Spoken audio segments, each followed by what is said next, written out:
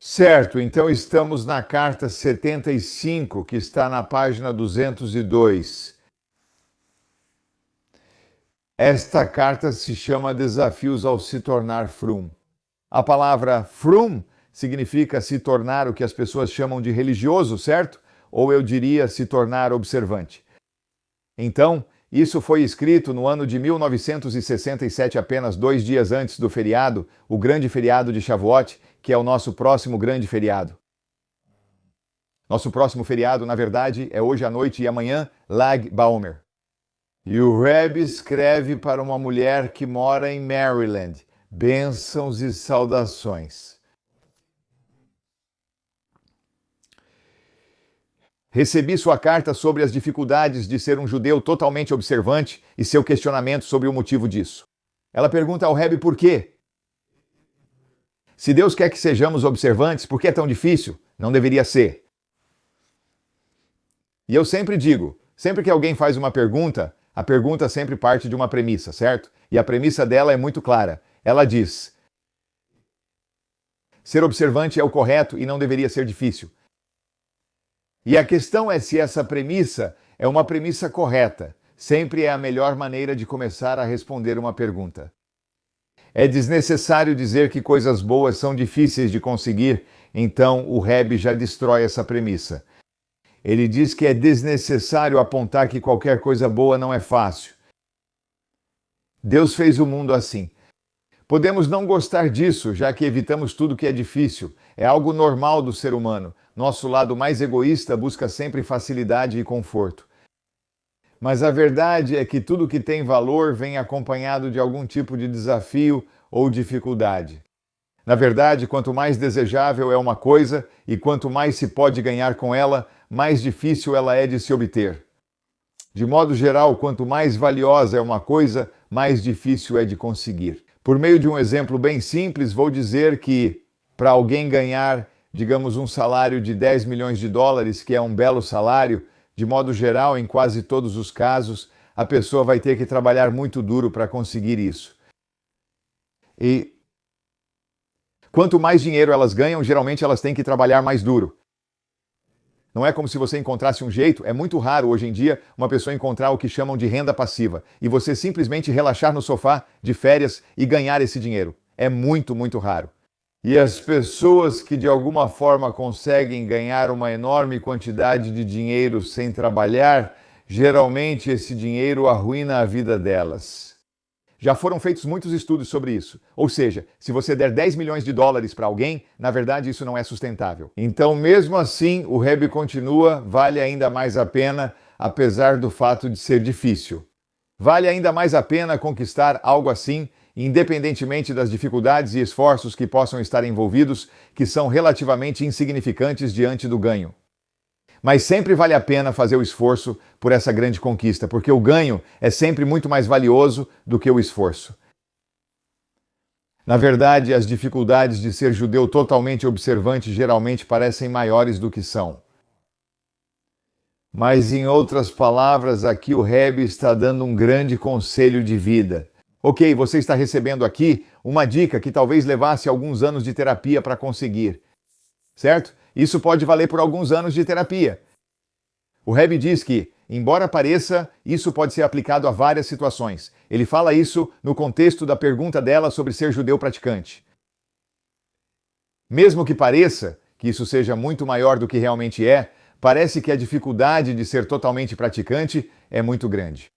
Mas uma vez que se toma uma decisão firme de ser um judeu praticante e se avança de forma constante e gradual, de força em força, logo fica claro que as dificuldades são muito mais imaginárias do que reais.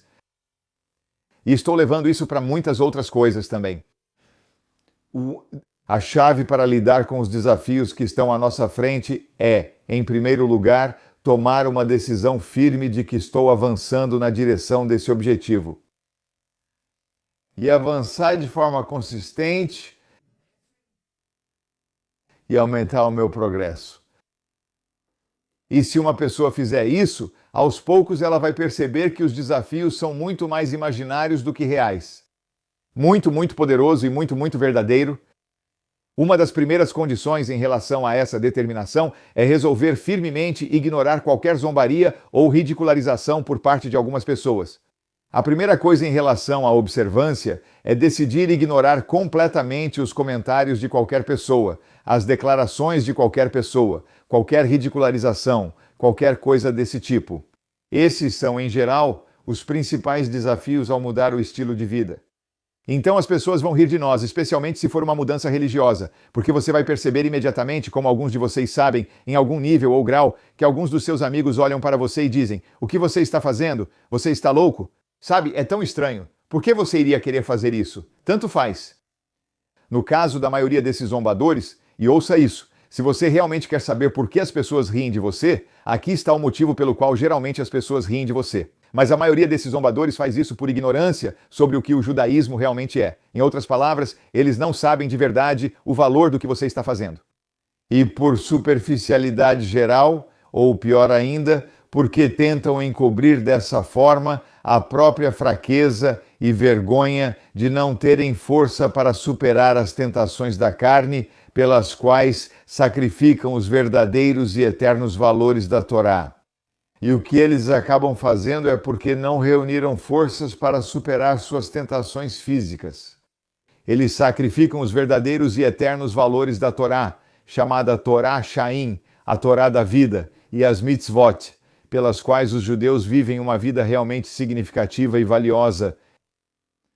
Então o Rebbe diz várias coisas que são importantes aqui. De modo geral, as pessoas que zombam de você não entendem o valor do que você está fazendo, então elas são ignorantes. Eles não sabem, certo?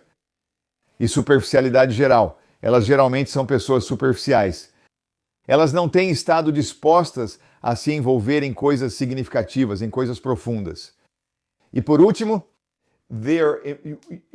a maneira como você está agindo representa um desafio para elas, porque você está fazendo isso e elas não. E se você consegue fazer isso, elas também conseguem. Então elas ficam na defensiva, e na defensiva elas zombam de você. Aliás, isso resume bem o motivo pelo qual as pessoas vão zombar. Não é que você esteja fazendo algo errado, tudo tem a ver com eles. Nesse sentido, é significativo notar que o sagrado Shulchan Aruch, o sagrado código da lei judaica com suas 4 seções, começa com a advertência para não dar atenção a nenhum zombador. Isso é fascinante, aliás, porque o código da lei judaica trata da lei judaica. É sobre como um judeu se comporta, como deve se comportar em todos os tipos de cenários e situações, ao longo do dia, no Shabat, nas festas e também nos negócios e em todas essas outras coisas. Mas ainda assim, mesmo sendo um livro de leis, uma coleção de leis, certo, de como viver a vida, ele começa de forma incomum dizendo, logo no primeiro parágrafo, não se envergonhe diante daqueles que zombam de você. Por quê? É psicologia. Por que inserir psicologia em um livro de leis? Porque para manter as leis precisamos entender isso. Por isso, vem primeiro. Nada mais é dito. Diz, não se envergonhe, as pessoas vão rir de você. Quem toma uma posição na vida vira alvo de risos. Se ninguém está rindo de você, provavelmente você não toma uma posição, o que significa que você realmente não defende muita coisa. É assim que geralmente funciona. Então, em relação ao ponto que você está levantando, que nem sempre é claro o que realmente se espera de um judeu observante, então ela acrescentou algo mais na carta, aparentemente, que ela não tem muita certeza do que deveria fazer como uma judia observante. Por quê? Na medida em que os judeus que você conheceu nem sempre concordam sobre o que é a verdadeira observância judaica, porque há debates e pessoas diferentes dizem coisas diferentes, você sabe. Então o Rebbe torna isso muito simples. Não está muito claro qual é o problema. O Rebbe diz, não está muito claro qual é o problema, sabe? Qual é o problema que você está tendo. Por quê? Pois existe o Shulchan Aruch, há um código de lei judaica para todos os judeus que contém todas as leis e regulamentos referentes à vida judaica em todas as circunstâncias durante a semana, assim como no Shabat e nos feriados, etc. Eu suponho, não sei, que essa mulher talvez estivesse se referindo ao fato de que existem diferentes denominações no judaísmo. Isso pode ser uma das coisas às quais ela estava se referindo. Existem diferentes denominações no judaísmo. Agora, algumas pessoas dizem que é isso que você deve observar. Outros dizem que é aquilo que você deve observar. Então, o Rebbe simplifica e diz: esqueça todas as denominações. Temos um código de lei judaica? Simples. Quem segue isso pratica observância judaica. Quem não segue, não pratica. Aliás, o Rebbe diz que existe o Kitzer Shulchan Arush, um resumo ou uma versão abreviada, uma versão compacta do Shulchan Arush, chamada Kitzer Shulchan Arush, que, aliás, você pode estudar inteiro por conta própria, o que seria muito proveitoso. Ouvindo um áudio por dia e estudando o livro inteiro em um ano. Você pode encontrar tudo isso em chaba.org. Talvez você até reconheça a pessoa que ensina com tradução para o inglês. Então tudo isso está disponível na tradução em inglês. Agora, em 1967, isso já era uma conquista. Não tínhamos tanto em inglês quanto temos hoje. Diante do exposto, fica claro que o primeiro passo é decidir que realmente deseja e está determinado a se tornar um judeu observante. A primeira coisa é que você precisa ter a convicção de dizer: eu estou assumindo o compromisso, estou determinado a fazer isso. Essa foi a primeira coisa que o Rebbe disse: determinação para fazer isso. Como dito acima, você verá que o caminho não é tão difícil quanto imagina. Quando você segue com convicção, tudo fica mais fácil, pois já superou muitos obstáculos. Os dias atuais são especialmente auspiciosos para essa determinação, pois estamos nos aproximando do Festival da Entrega da Torá no Monte Sinai. Como disse, foi poucos dias antes de Shavuot. Aliás, está indicado na Torá e explicado por nossos sábios de abençoada memória que antes da Torá ser dada a todo o nosso povo, o consentimento das mulheres judias foi solicitado primeiro. Deus disse: primeiro fale com Beis e Yaakov, que são as mulheres, depois com o povo judeu. Isso foi dito a Moshe no Monte Sinai antes dos 10 mandamentos. Primeiro é preciso conquistar o apoio da mulher. Isso destaca o papel da mulher judia em preservar o modo de vida judaico conforme a Torá e as mitzvot. Sobre sua pergunta se deve se mudar para uma cidade maior, como Nova York, com um ambiente judaico melhor, certamente sim, a menos que haja fortes razões contrárias. Eles estão dizendo que, basicamente, você sabe, é como qualquer decisão. Certamente isso tem uma vantagem, a menos que existam outros motivos para que você não deva fazê-lo. É mais aconselhável fazer tudo o que for possível para viver no ambiente judaico mais propício possível. No final das contas, porém, o mais importante é garantir que você esteja vivendo em um ambiente que seja favorável à vida judaica. Isso significa que devemos viver em comunidades onde temos o apoio necessário para levar uma vida judaica. É muito difícil viver isolado e ser uma pessoa religiosa. Mas quando você faz parte de uma comunidade, aliás, fazer parte de uma comunidade é um apoio enorme, enorme para viver uma vida judaica, quando você está cercado por outras pessoas e pode celebrar com outras pessoas, etc. Desejo um festival de chus feliz e inspirador para você? E em anexo, há uma cópia de uma mensagem que confio que você usará da melhor maneira possível. Certo, alguma pergunta, declaração, objeção ou réplica? Não. Certo, vamos para a próxima carta, 76. Culpa. Você sabe o que é culpa? Ignorar estados mentais negativos, remoer fracassos do passado. Esse é um dos maiores desafios da humanidade. Essa carta foi escrita no ano de 1965. Saudações e bênçãos. Quando ficava muito tempo sem notícias, o Rebbe costumava escrever isso às pessoas porque queria ter notícias delas. Então, quando ele não tinha notícias delas por muito tempo, ele dizia: faz tempo que não ouço notícias suas. Recebi sua carta de 3 de julho que chegou com atraso. Sobre o pensamento expresso em sua carta, acho que já falei ou escrevi sobre isso com você. Isso. Existem muitos problemas e estados de espírito que são melhor resolvidos ao afastá-los completamente da mente. De qualquer forma, por um período de tempo. Esse é um conselho que já recebemos no passado e eu já te disse que o Rebbe era um grande defensor disso, que é: pare, simplesmente pense em outra coisa. É só isso que você precisa fazer. Pare de pensar nisso. Um grande desafio é pensarmos demais sobre nós mesmos. Introspecção demais. E essa introspecção é muito prejudicial. É então possível voltar a esses problemas com a mente renovada. Se você parar de pensar nisso por um tempo, então pode voltar aos problemas com a mente renovada e em um estado mais objetivo para avaliá-los em sua verdadeira perspectiva e realidade. e assim fica mais fácil encontrar a solução adequada. Na maioria desses casos, o próprio indivíduo pode decidir quanto tempo esse período de deixar isso de lado deve durar, julgando pelo grau de objetividade que ele pode alcançar com o passar do tempo.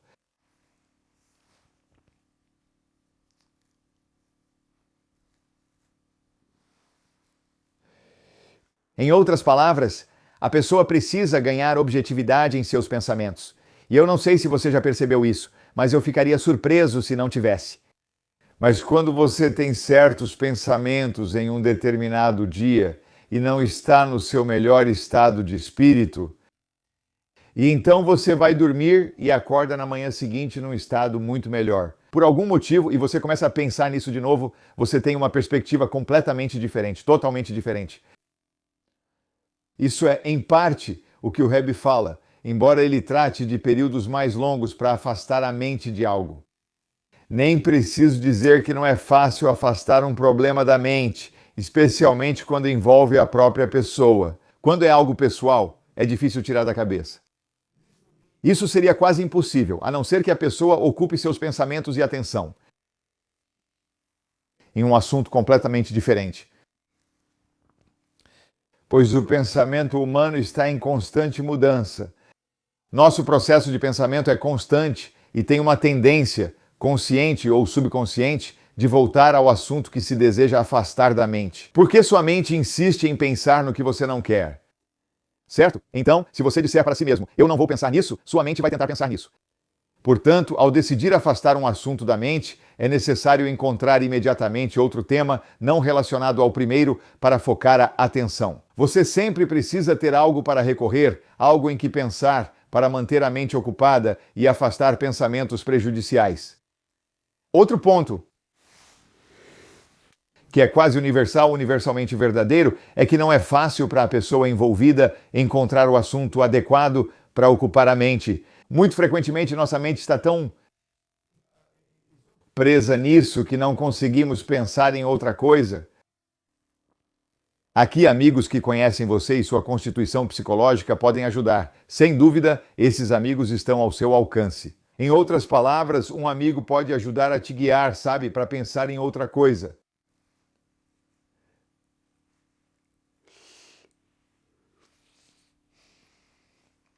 Também pode ser, não tenho certeza exatamente do que o Rebbe quer dizer aqui, pode ser também que simplesmente conversar com outro amigo faça você tirar a mente daquilo em que está pensando. Com relação aos pecados, isso é outra coisa que a pessoa aparentemente mencionou na carta, que ela está se sentindo culpada pelos seus pecados. Com relação aos pecados, de modo geral existe o ensinamento dos nossos sábios de que nada impede o arrependimento. Em primeiro lugar, você fez algo errado. Corrija isso, faça teshuvá.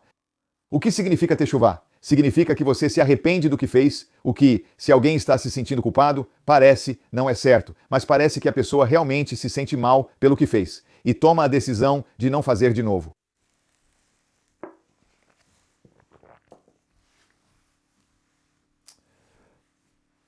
Aqui também, o princípio enunciado acima pode ser aplicado, ou seja, embora seja necessário acabar imediatamente com o pecado, seja ele de ação ou omissão, muitas vezes também é necessário acabar imediatamente com qualquer autocrítica ou remoer o erro.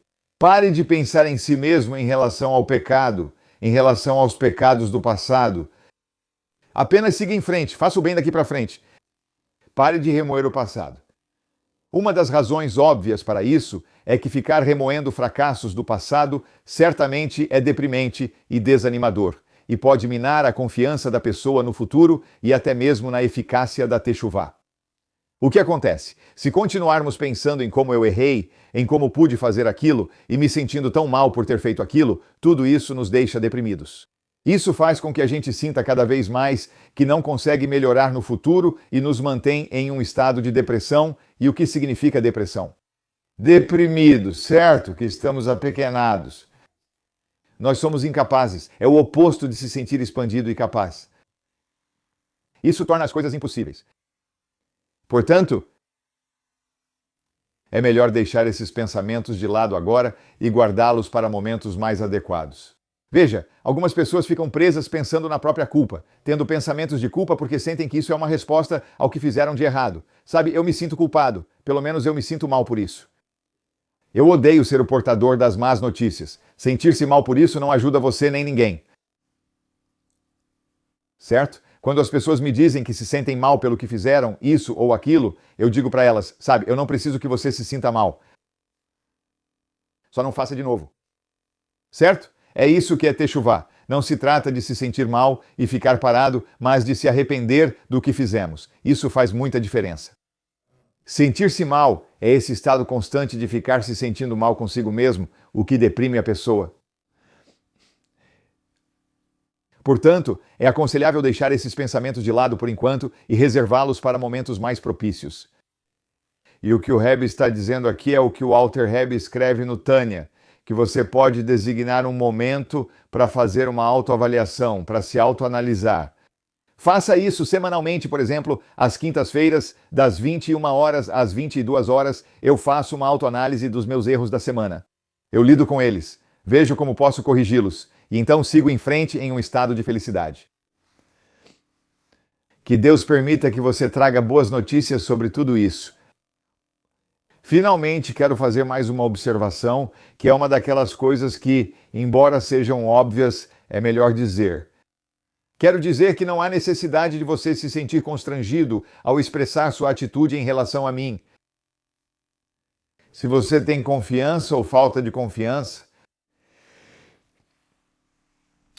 talvez o Rebbe esteja falando sobre esse homem que disse não confiar em Deus. Não tenho certeza se é isso que significa aqui. É melhor expressar esses sentimentos abertamente do que escondê-los. Quando há perigo de desenvolvimento, você pode distorcer completamente os relacionamentos. Pode ser confiança no Rebbe. Eu não sei exatamente qual é o problema, mas o Rebbe diz que é importante transmitir isso para que possamos ter, que não fique escondido, e possamos ter um relacionamento saudável. Isso é um relacionamento saudável. Confio que você conhece a história e o significado dos dias 12 e 13 de Tammuz. Esta carta foi por volta da época de Yud Beis e Yud Gimal Tammuz. Chamamos os dias 12 e 13 de Tammuz de dias de verão, que foi quando o Rebbe anterior de Lubavitch foi libertado da prisão e em seguida finalmente libertado do domínio comunista. Expulso da Rússia. Tenho certeza que você conhece a história que acabamos de comemorar e que a inspiração desses dias estará com você o ano todo. A mensagem essencial é, claro, que quando o judeu não se permite desanimar diante de nenhum obstáculo, mas decide seguir o caminho da Torá, ele pode até sozinho superar todas as dificuldades e realizar coisas extraordinárias e maravilhosas. O Rebbe está se referindo a isso e usando como exemplo para essa pessoa que o Rebbe anterior, ele desafiou o regime comunista. De modo geral, quando você desafia o regime comunista, você simplesmente é eliminado. Apenas mais uma entre milhões de vidas que vão ser tiradas. Mas o Rebbe anterior fez isso pelo bem da Torá e por Deus. E ele foi resoluto. Tenho muitas histórias sobre isso. Ele era resoluto. Quando alguém é resoluto, supera grandes obstáculos. Ele realmente superou o obstáculo do regime comunista e não foi morto. E embora nenhum de nós possa se comparar ao meu sogro, de abençoada memória, é claro, nós não somos uma pessoa tão santa como o Rebbe anterior foi. Devemos também lembrar que os obstáculos e dificuldades que podemos estar enfrentando são quase insignificantes em comparação com aqueles que ele enfrentou.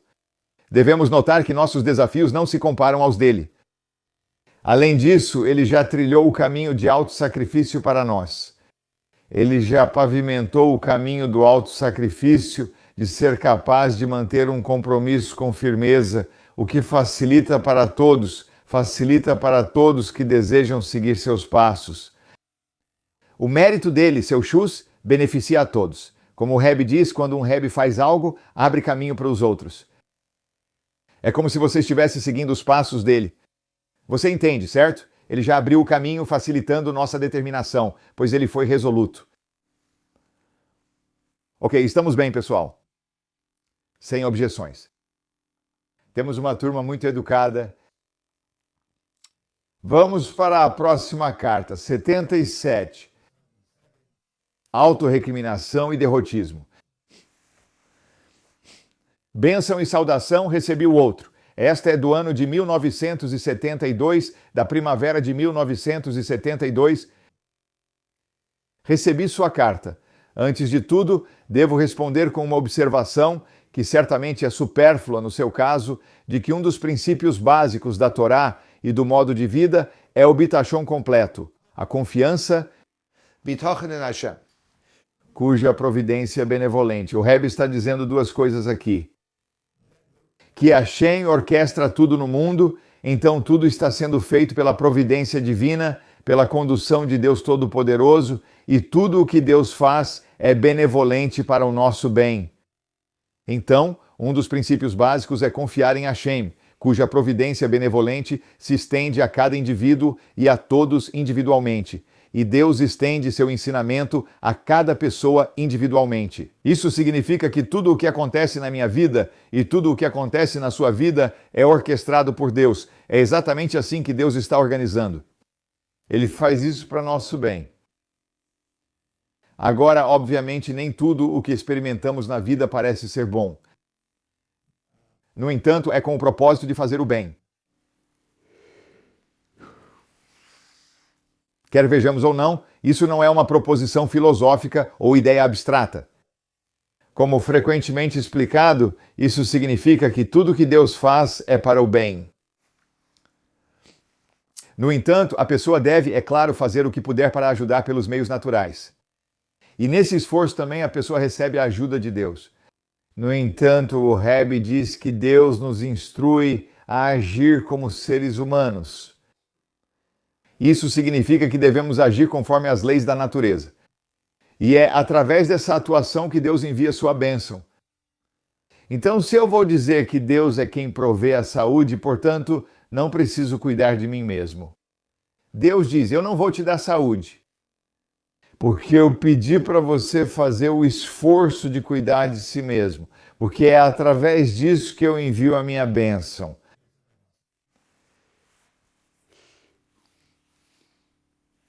Quanto mais forte a fé em Deus, maior a ajuda e o sucesso no esforço pessoal. Você quer ver Deus mais na sua vida? Tenha mais confiança e fé em Deus. É isso que traz mais a presença de Deus para a vida de uma pessoa. Se isso é verdade em relação a todo judeu, homem e mulher, certamente é ainda mais quando se trata de uma esposa e mãe judia. Ah, senhoras, vocês precisam ouvir isso. Se isso é verdade para um homem ou uma mulher, certamente é verdade para uma esposa judia e uma mãe judia, que chamamos de Akeret Habayit, o esteio principal do lar judaico. Ainda mais quando alguém viu a benevolência de Deus, e então o Rebbe acrescenta, e ainda mais para alguém como você, não sabemos quem é essa pessoa. Quando alguém viu a benevolência de Deus ao ser abençoado com um bom marido e bons filhos, e sendo agraciado, serve também de inspiração e influência para outras mulheres, que são ou serão Akarit Habayit no devido tempo, elas também serão o principal esteio de seus lares no devido tempo. Assim, no seu caso, as palavras do rei Davi nos Salmos, fui um exemplo para muitos, se aplicam com força especial. Assim como a conclusão do versículo. Pois tu, Deus, és o meu forte refúgio. Ou seja, mesmo que haja dificuldades, Deus dá a força para superá-las. À luz do que foi dito acima, você deve, antes de tudo, afastar qualquer tendência à depressão, autorrecriminação ou derrotismo. Pelo contrário, você deve ter total confiança de que vai conseguir. E essa confiança em si mesma, como é geralmente reconhecido, é um forte fator psicológico para ver as coisas em sua devida perspectiva e encontrar as melhores formas e meios de alcançar os objetivos.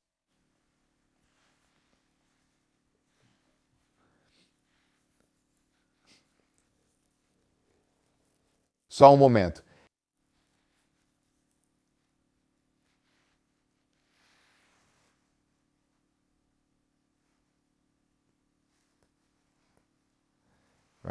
Quando o Rebbe está falando algo muito importante, mais um grande princípio. Quando uma pessoa tem confiança de que vai ter sucesso, não porque ela é incrível, mas porque Deus vai lhe dar sucesso nesse bom empreendimento em que está envolvida. E isso por si só é um fator psicológico forte para ver as coisas na perspectiva correta. Isso também os ajudará a encontrar meios para alcançar seus objetivos. Embora esse não seja exatamente o meu campo, me parece que, em problemas como os que você descreveu e que não sabemos exatamente quais eram, a melhor abordagem não é se entregar à autorrecriminação e à autoavaliação, mas sim descartar completamente todos os pensamentos indesejáveis e que distraem, desviando a atenção para algo totalmente diferente e não relacionado. Novamente, o Rebbe aconselha: afaste-se dos pensamentos negativos. É bem conhecido que um músculo que não é usado com frequência, ou não é usado de forma alguma, enfraquece e atrofia. O mesmo vale para tendências e inclinações indesejadas que podem ser superadas ao serem ignoradas em vez de combatidas para não se fortalecerem. Que Deus permita que você tenha boas notícias para dar. Estamos bem, pessoal? Tudo bem. A próxima carta é 78. Isso é do ano 1975. Bênção e saudação, Wilmington, Carolina do Norte, para uma mulher, para uma senhorita. Bênção e saudação, sua carta chegou até mim com considerável atraso. Nela você escreve sobre sua origem e seu sentimento de confusão. Pelo seu texto, vejo que você tem certa familiaridade com a filosofia judaica. De qualquer forma, espero que você tenha visto o clássico Chabad, Tânia, do qual também existe uma tradução em inglês.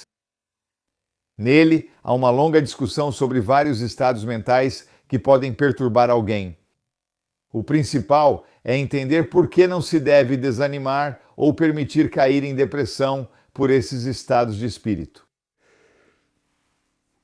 Em hebraico chamamos de atzvas. Já que isso é contrário a avodas Hashem, ou seja, contrário ao serviço a Deus, que deve ser sempre com alegria completa. Deus quer que estejamos em um estado de alegria, nunca, nunca, como em nunca, em depressão. Ele explica que a atzvas inibe a energia e a vitalidade, que também são ingredientes indispensáveis no serviço divino. Que a depressão inibe, porque, novamente, essa é a definição da palavra. Deprimir algo significa minimizá-lo. Então ele explica, ela inibe a energia e a vitalidade que são indispensáveis. Se você quer servir a Deus, você precisa estar energizado, animado, apaixonado e com convicção. Portanto, é explicado ainda que, se atzvas é causado por um sentimento de culpa por alguma ação indesejável do passado, o Tânia explica que, se asva vai trazer um sentimento de culpa por algo que fiz no passado, existe uma saída legítima em merirus. Existe outro estado emocional que é produtivo chamado merirus, que traduzimos como amargura, embora isso não capture totalmente o significado. Ele segue explicando que a principal diferença entre os dois estados é que merirus é energizante. É quando eu sinto um remorso que me impulsiona com a convicção de nunca mais fazer isso. Isso é muito produtivo. Isso não é depressão nem atzvas. Induzindo um impulso interior de retificar o passado e melhorar o futuro, enquanto que atzvas é paralisante, induz depressão e inércia. Portanto, deve ser completamente descartada. É por isso que temos de nos fazer uma pergunta muito simples. Isso está me energizando? Certo? Isso está me energizando ou está me inibindo? Se está me energizando, é fantástico. Se está me inibindo, é depressão e é negativo. Sugiro que estude esse tema no Tânia, isso certamente dará a perspectiva correta. Pela providência divina, por Ashgashá Pratit, sua carta chegou a mim nos 10 dias de Teshuvá, os dias de arrependimento. Esses dias entre Rosh Hashanah e Yom Kippur são descritos como dias em que se diz: busquem a Deus quando ele pode ser encontrado e invoquem-no quando está perto, segundo nossos rabinos. Significativamente, esse período é seguido pela época da nossa alegria. O que vem logo após Rosh Hashanah e Yom Kippur? Sukkot, que é a festa da alegria, da Simchá. Esse é o alívio e a alegria após a Teshuvá. Esse é sempre o estado emocional da pessoa ao fazer Teshuvá, ao se arrepender de verdade, segundo o discurso citado no Tânia. Confio que você vai entender, mesmo sem compreender totalmente agora. No entanto, afaste qualquer sentimento de atzvut, de depressão, da sua mente e dedique-se com energia para fortalecer o judaísmo em você e ao seu redor, com grande dedicação, com mais dedicação do que antes. Desejo a você um Yom Tov feliz e inspirador. Estamos bem, pessoal, certo? Agora estamos na carta 79. Saudações e para um cavalheiro, saudações e bênçãos. Esta não tem data. Recebi sua carta na qual você escreve que está tendo dificuldade em se adaptar ao modo de vida ortodoxo e que por isso buscou alívio em concessões, mas está sentindo culpa. Certo, então esse rapaz está tentando ser observante, mas acha muito difícil. Então ele fez algumas concessões e agora se sente culpado por isso. Isso é como, sabe, o que a gente faz às vezes, tropeçamos em nós mesmos 5 vezes. Seja o que for que façamos, garantimos que não estamos felizes. Essa é a grande artimanha da inclinação ao mal. O grande desafio de ter um Yetzer Hará, ou inclinação ao mal, na alma animal, é que não importa o que façamos, ele sempre tenta nos fazer sentir miseráveis. Porque enquanto estivermos miseráveis, não conseguimos funcionar bem. É difícil atingir objetivos quando não estamos bem emocionalmente. Então, escreve o Rabino, confio que não há necessidade de lhe mostrar que existe uma grande diferença entre fazer o melhor que se pode e estar constantemente se esforçando para melhorar. Em questões de Torá e Mitzvah, por um lado, e aceitar o compromisso como solução, reduzindo o judaísmo para se adequar à própria conveniência. O Rebbe está dizendo que há 2 maneiras de abordar isso. Ou estou constantemente fazendo o melhor que posso para melhorar. Eu não sou perfeito, talvez não siga tudo, mas estou melhorando, em contraste com realmente comprometer o judaísmo só para se adequar à minha conveniência. No último caso, ao abordar as mitzvot da Torá de forma seletiva, há uma contradição óbvia nos termos. Pois se uma pessoa reserva para si o direito de decidir o que observar e o que não observar, então toda a Torá deixa de ser para ela um instrumento divino. Se sou eu quem vai escolher o que vou observar e não observo o que é certo, o que é importante, o que não é importante, então é o meu judaísmo, não é o judaísmo de Deus. Por outro lado, se ele acredita que a Torá é dada por Deus, então, por mais alta que seja a opinião que ele tenha de si mesmo, certamente não pode se considerar superior a Deus e qualificado para ignorar seus imperativos. Então o Rebbe está dizendo, olha, alguém não observa tudo, mas dizer que Deus não se interessa por isso, certo? Deus não liga mais para isso. Isso é um judaísmo de concessões. Isso é um problema. É compreensível dizer que ainda não cheguei lá. Quanto a qualquer dificuldade em cumprir todas as mitzvot, isso não é incomum nos dias de hoje. Muito provavelmente essa é uma das astutas artimanhas do Yetzer Hará, o tentador interior, tentando distrair um judeu de seu compromisso total com Deus. Pois se o Yetzer Hará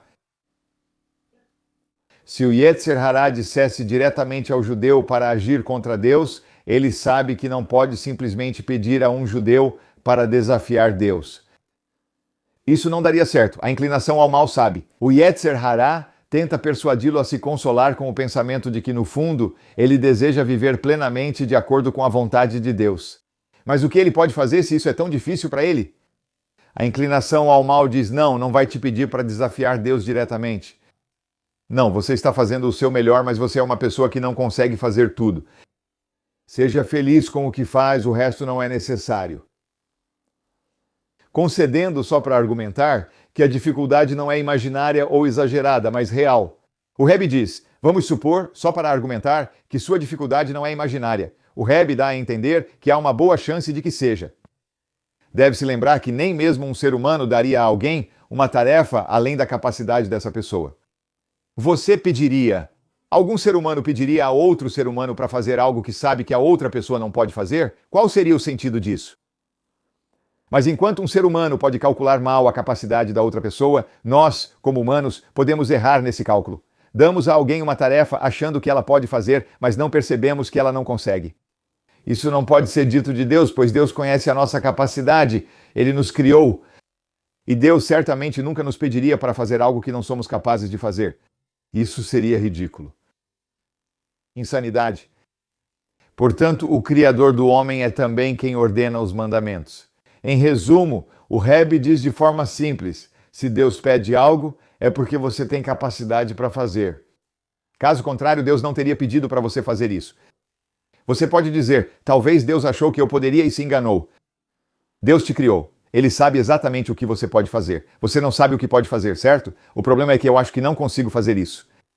Eu é que estou cometendo o erro. O sentimento de culpa que você mencionou não é tão surpreendente assim. Tendo em mente a conhecida comparação pela qual nossos sábios caracterizam a essência de um judeu e da judaicidade como semelhante à relação entre um peixe e a água. Não é surpreendente que um peixe que sai do seu elemento natural, a água, se sinta frustrado. Da mesma forma, um judeu que não está plenamente imerso em seu elemento natural, o Yiddishkeit, a Torá e as mitzvot, inevitavelmente se sente desconfortável. Eles não vão se sentir bem, consciente e subconscientemente, o que na maioria dos casos se expressa em um sentimento de culpa, percebendo que não está cumprindo sua tarefa essencial como judeu. Com certeza não há necessidade de me alongar mais sobre o que foi dito acima para você. Então o Rebbe apenas conclui com essa ideia muito importante a se saber, que é o fato de que existe um estado natural no qual o judeu pode prosperar. Quando não estamos nesse estado natural, sentimos culpa, o que geralmente leva a justificativas e desculpas, mas no fundo não nos sentimos bem conosco. Qual é a solução? Viver no habitat natural de um judeu, que é o habitat da Torá e das mitzvot?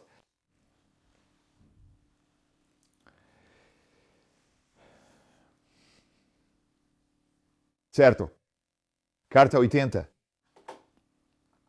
Certo, carta 80. Esta é do ano de 1981. Para um cavalheiro em Chicago. Saudações e bênçãos. Recebi sua carta em que comenta sua ansiedade por um incidente no último verão, após um desabafo verbal que acredita exigir uma tsuvá especial. Parece que esse homem teve um rompante verbal. Ele se sente muito mal por isso e tem muita ansiedade por causa disso. Ele acha que fez algo terrível e que precisa fazer uma tsuvá especial. Ele precisa de uma maneira especial de corrigir isso.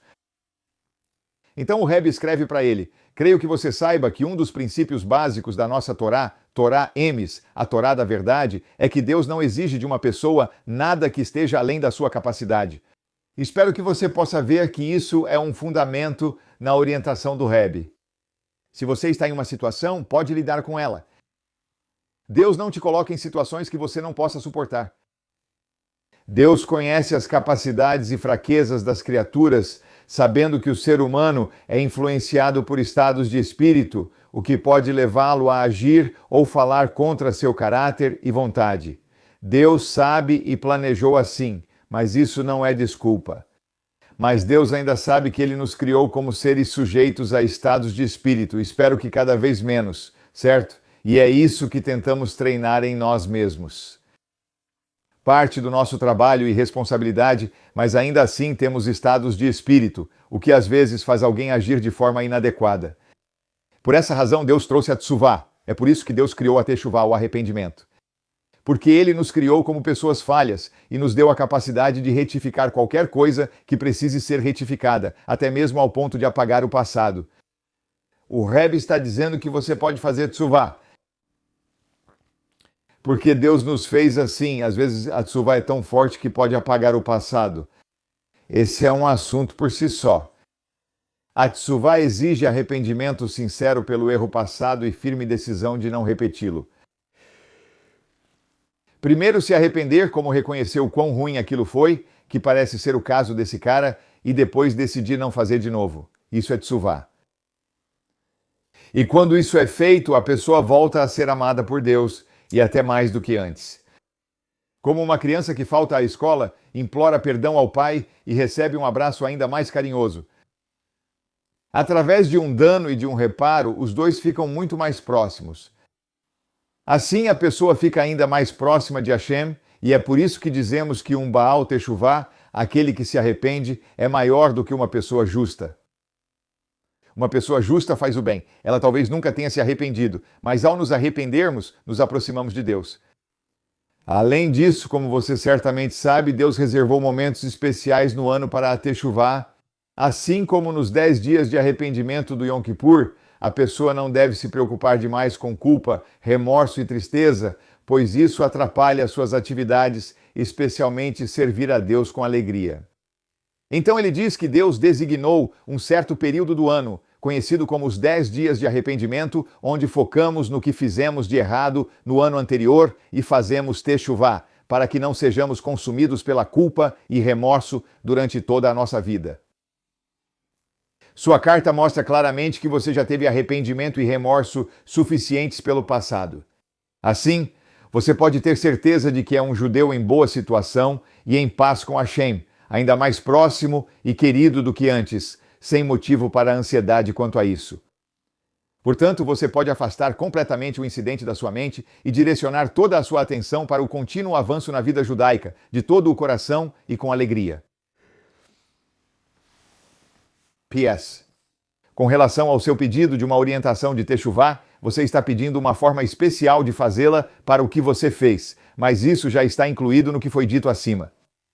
Especificamente, conduzir a vida cotidiana de acordo com o Shulchan Aruch é muito simples. Conduza-se como um judeu. O Rebbe é muito simples nesse sentido. Não há mágica sofisticada para espiar. Não vamos nos tornar cabalistas, seja lá o que for. Não, não, não. O Rebbe é simples. Viva a vida da maneira que Deus quer, incluindo confiança total e betachon em Hashem em geral, e também reconhecendo que Ele é o misericordioso que perdoa abundantemente. E Deus vai te perdoar pelo que você fez, porque você está seguindo por um caminho melhor.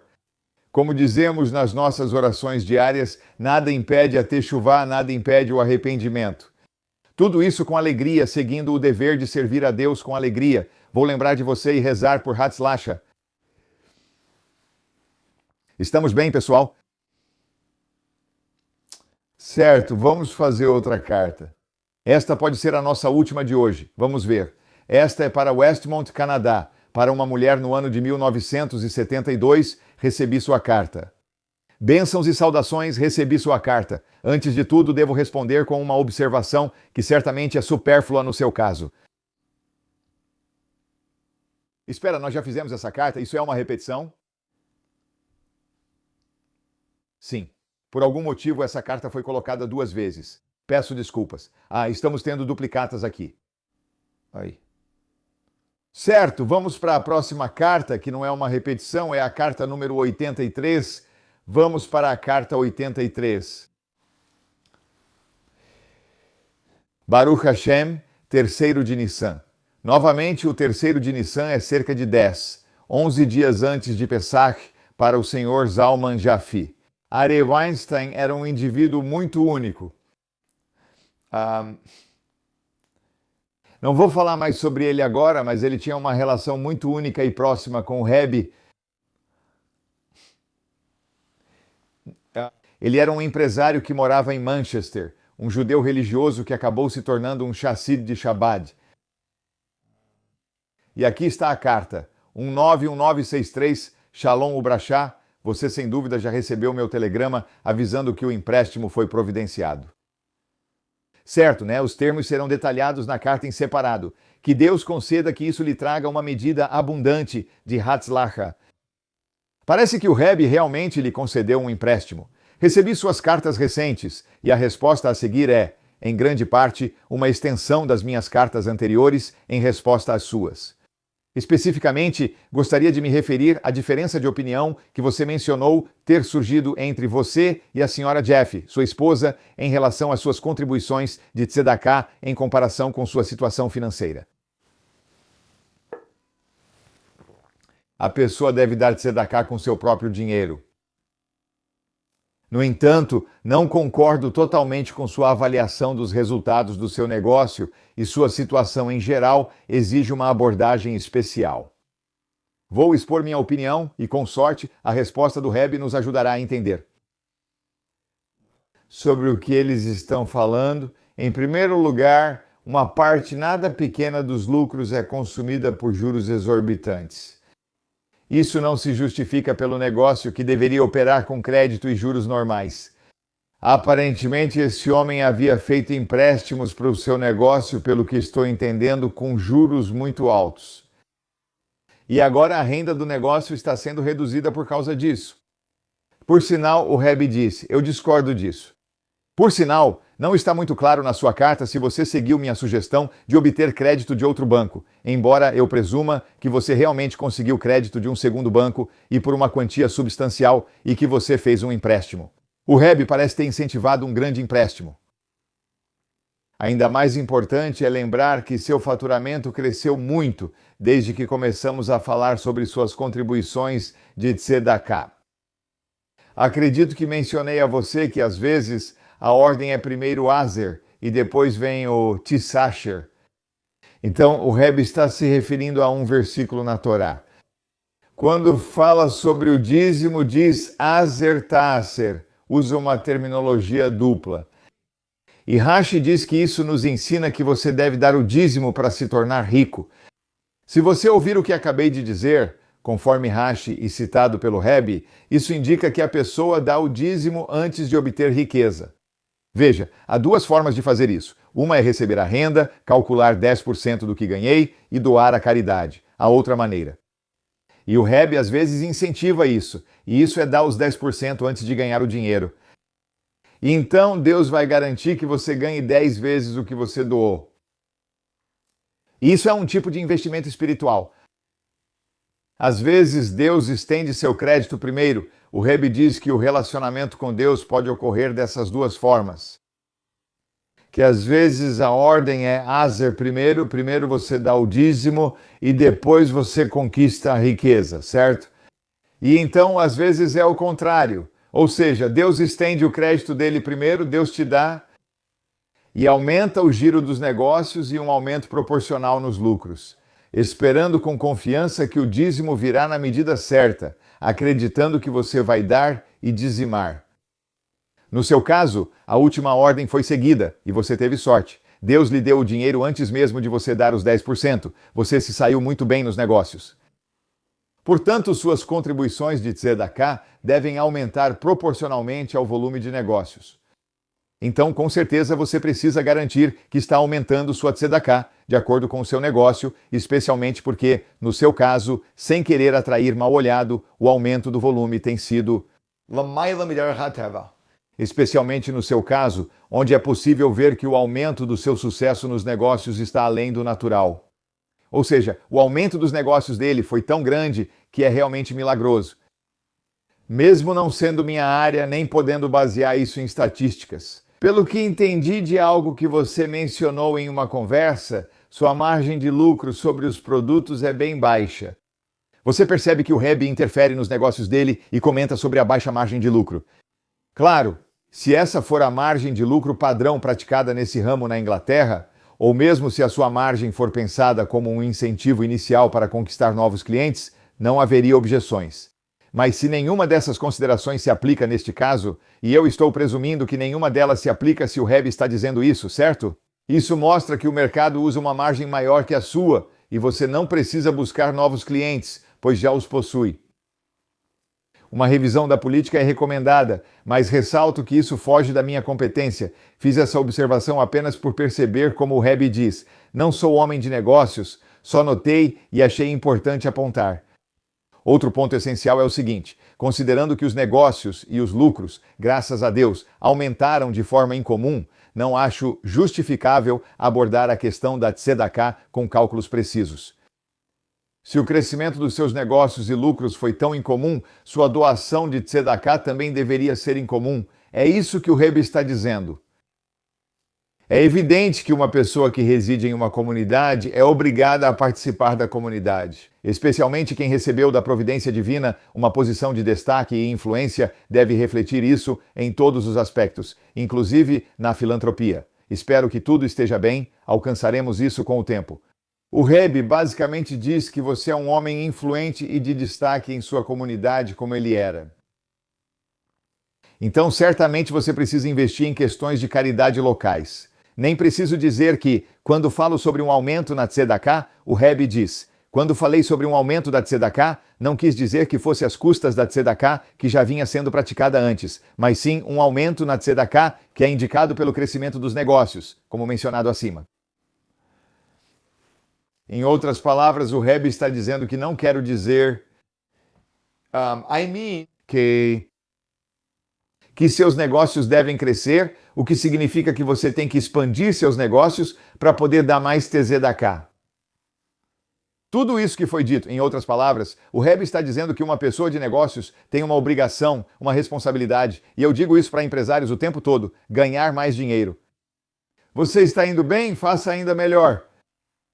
Assim você doa mais tzedakah, por isso Deus concede riqueza. Tudo isso foi em parte, esse é o motivo pelo qual Deus está dando a riqueza.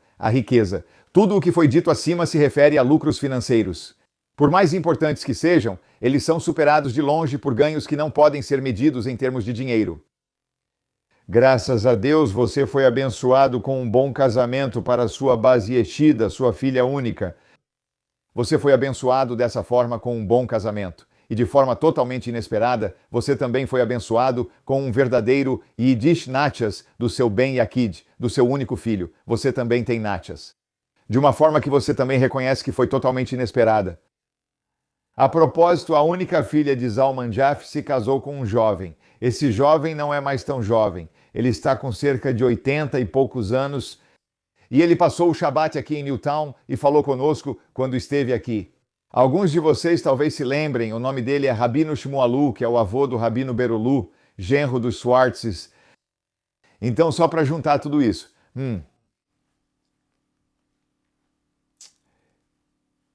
Uma das maneiras de você e da senhora Jaffe, como os pais abençoados, agradecerem a Deus é através de uma maior dedicação a todos os assuntos da Torá e das mitzvot em geral, e a tzedakah em particular, já que a tzedakah é considerada equivalente a todas as outras mitzvot. A tzedakah é uma mitzvah tão importante quanto todas as outras juntas.